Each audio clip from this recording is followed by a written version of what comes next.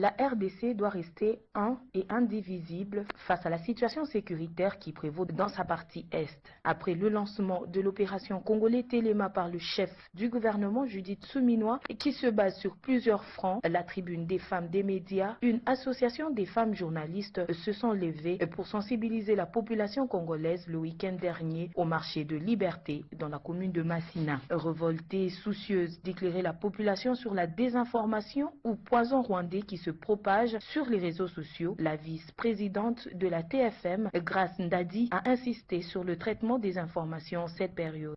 Nous avons décidé de porter aujourd'hui, avec l'appui, le soutien du ministre de la Communication et Médias, la vision du chef de l'État portée par la première ministre à travers cette campagne Congolais Téléma.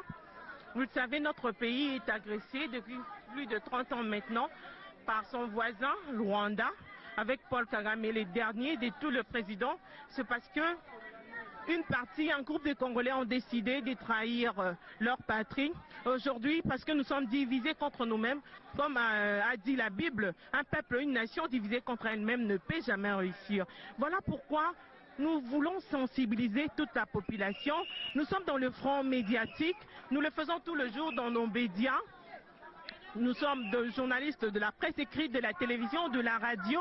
Nous sensibilisons tout le jour dans les médias. Mais aujourd'hui, nous sommes ici au marché de la Liberté parce que nous connaissons que ce maman, ce jeune garçon sortent tout le jour le matin. Ils n'ont pas assez de temps pour suivre les bonnes informations. Nous luttons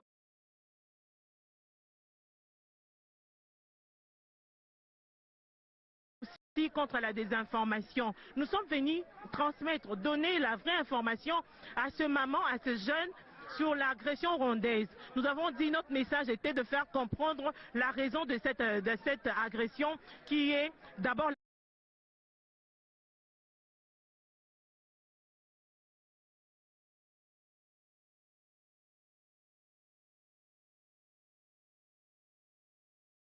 Femme journaliste, telle est l'expression de la population.